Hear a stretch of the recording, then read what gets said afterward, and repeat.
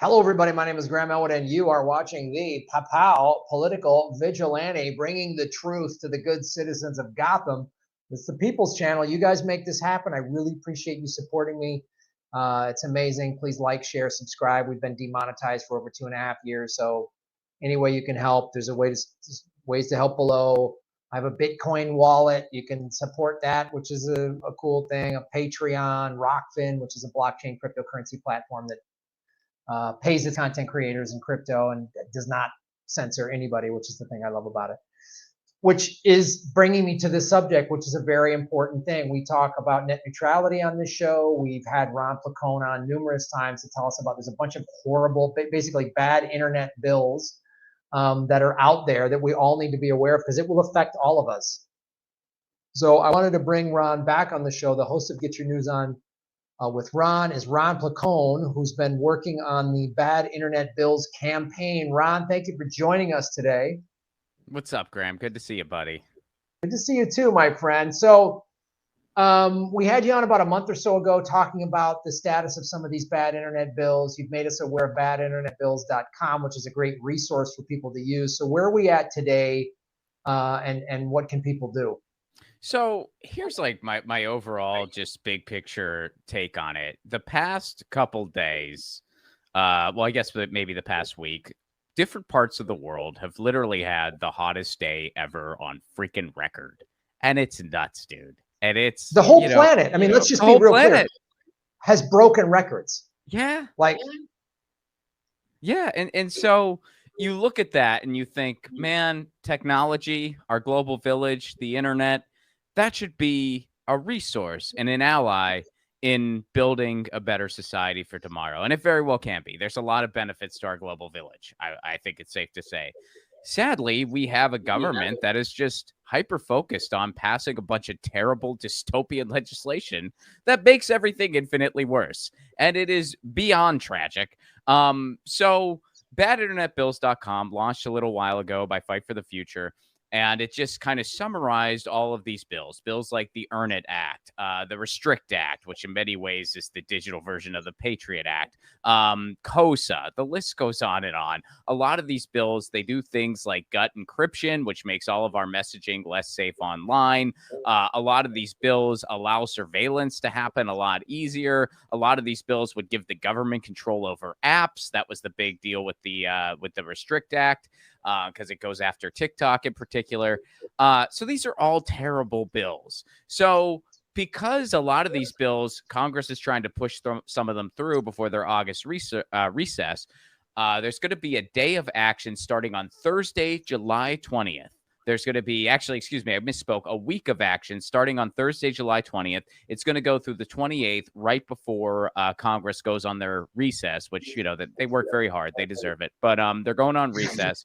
And people can go to badinternetbills.com, which is going to be revamped to make it easier for you, even easier for you, to just contact your representatives directly and tell them none of these bills get through last minute. We cannot tolerate these bills. So go to badinternetbills.com. There's a lot of different human rights organizations involved with this. Fight for the Future, of course, who I collaborate with. EFF is in on this, ACLU. So a lot of different organizations are in on this to basically tell Congress that we can't tolerate these dystopian hellscape bills, especially now. I mean, not ever, but especially now. It's like, come on. I mean, everything's just so ridiculous. And you just want to make the internet a lot worse too. Really?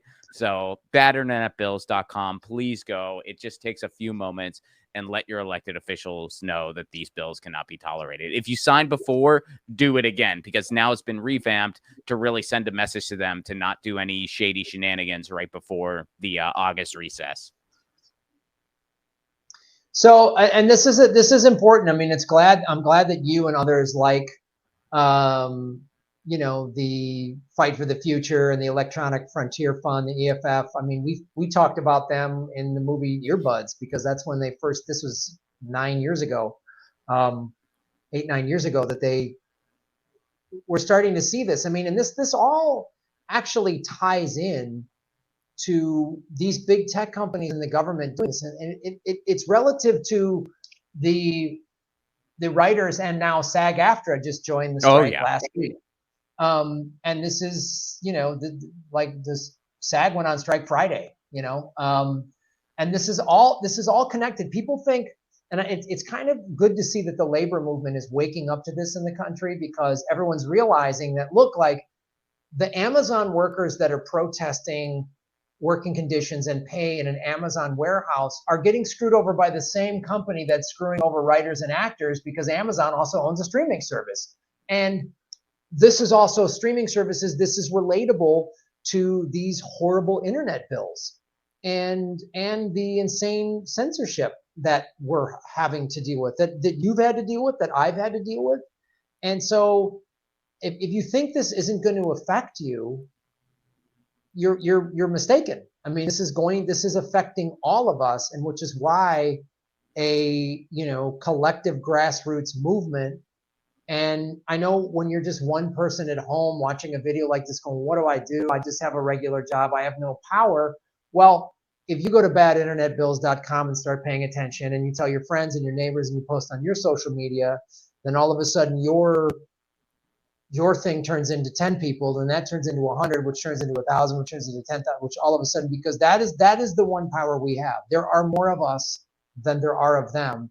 But we have to make our voices known, and we have to make our voices known collectively, which is what people are really realizing. I mean, I'm seeing more and more people talking about general strikes, wildcat strikes.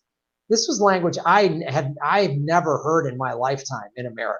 I mean, right. General strike has only, no one has talked about this, and now everyone's realizing, because look, you've got the Writers Guild, and which was, I don't know, 30,000 members, but now SAG-AFTRA is 160,000 members, I believe. You've got a bunch of hotels. The hotel union is on strike in Los Angeles. Numerous hotels have picket lines. You've got what Amazon has been doing. You've got UPS. UPS is about to go on strike. Yeah, they're going to, I think. I mean, unless something really changes between now and the end of the month. But the way they're talking, it does not sound good. Or I mean, it sounds like they're going to have to go on strike. Well, my fear is that the good old Biden administration will come in and do like they did with the rail strike. He's going to try. He's going to try to crush it, because that's what the Democrats do. The Republicans and Democrats are the same in that. The Democrats always talk labor and unions, but they always crush it when push comes to shove in the 11th hour. So, yeah, it's good you're bringing awareness. What else do you think people can do, just who are watching this video? Well, that's the first thing you can do. Go to badinternetbills.com. And the other cool thing about that resource is you can read up on each and every bill. So you don't have to take my word on every single one. You can read up on them for yourself, see the different perspectives around these bills, and then call your elected officials and let them know. So that's the first and easiest things you can do. Just go to badinternetbills.com. Thursday is when the campaign officially launches. So please, please, please, badinternetbills.com. Another thing I really encourage people to do is to kind of get involved in their community and kind of see the connection, no pun intended, between all of these issues. I'm so big on digital rights because I see how it connects to everything else. And I feel like it's a good lane for me. I see how it connects to the climate because technology is going to play a role in our adaptation, especially things like the internet and communication tools. So I see the connection there. I see the connection between labor being a good communication vehicle for people, and the way Amazon is able to, basically have a monopoly on internet services, the way places like Amazon and Google do. That bleeds into labor because that allows Amazon to exploit people the way they do. When you look at all these online surveillance tools that are being used for nefarious purposes, facial recognition, stuff like that, well, that bleeds into cracking down on abortion rights, the registries that they're making of transgender people in Florida, how they're tracking people that have gotten gender-affirming care and abortion services in Mississippi. This kind of stuff is going on throughout the country. It's Orwellian, dystopian, and absolutely disgusting. And tech plays a role in all that. Your digital rights are significant in allowing the powers that be to do the horrible things that they're doing. If we had better data privacy, if we had better encryption, if we had more antitrust enforced in the digital space, which was a campaign that I fought really hard for, they wouldn't be able to do all this stuff. So yeah, there's a big connection between digital rights and the climate, digital rights and online surveillance, digital rights, and even in the crypto space. A lot of the surveillance stuff is used in the crypto space too, and they're always trying to get away with more stuff there. So, all these things are connected because digital rights are human rights. So I think people, first thing, go to badinternetbills.com. Second thing, just kind of get involved in your community. Third thing, put I'm a municipal broadband advocate on your dating profile. It is a surefire success. I mean, it is just, and if anyone has questions, show them this video. You'll be going on so many dates. If this video doesn't get you laid, I don't know what we're doing. Right? I don't know what's wrong. I don't know what's happening. If this lefty political show that's highly censored doesn't really just get you on some hot dates, I don't know. Something's wrong. Something's broken with the system. So yeah, badinternetbills.com. Awesome. And Ron, we have a show coming up, the Banded Florida show, July 27th at the Crow in Santa Monica. We're doing two of them. We're doing July 27th and August 31st. So July 27th is with James Adomian and Mona Sheikh, both of who've been on the show, and anything can happen. And our, lefties who would be banned in Florida. So go to grahamelwood.com for that. You can see Ron and I in Santa Monica. The Crow is this really cool comedy club that's only been open, I don't know, not even a year. Yeah, it hasn't been long. Yeah, by Nicole Blaine. It's a women and family owned business, and she's a comic, and so she's really, it's a cool. So you're supporting, and it's also in Bergamot Station in Santa Monica. So there's a giant free parking lot.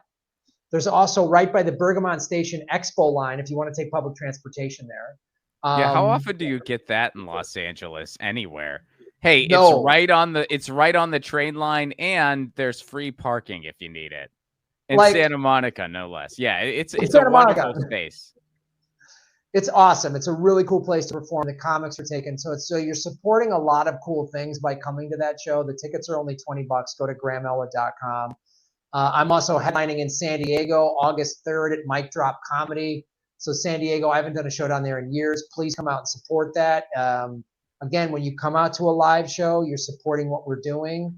And it helps us, keep being comics and doing political comedy, which there's not a lot of political comics. And speaking of which, Ron, you also have some shows coming up, getting ready for Edinburgh. I'm getting ready for Edinburgh. If any international listeners out there who are planning on going to Edinburgh or are in Edinburgh, I will be there August 16th through 27th. My shows are at 4 p.m. daily, and I'm part of the Free Fringe, so there's actually no admission to go to my shows. You just put it on your agenda, and you can find out more information at my website, romplacone.com. So August 16th through 27th, Edinburgh Fringe. And then I'm going to be coming back. I'm going all the way to a different continent, and then I'm coming back to literally my neighborhood where October 21st, I'm doing a comedy series in San Pedro. Our first show is October 21st. So all my local people come out to that show because I'm hoping that the venue is going to want to start a series with me. Graham, of course, you're on my short list of headliners for that. And so October 21st is the first one. Stephanie Blum will be headlining, and I will be there as well. And so, yeah, romplacone.com for all those tickets and information. Awesome. Right on, folks. Go to romplacone.com and grahamelwood.com. Come support our shows. We really, really appreciate it. And also, so like, share, and subscribe this video, and all that those little analytical things helps. So follow the money, connect the dots, and get the truth, and shave your knuckles for justice. Thank you for watching. Boom.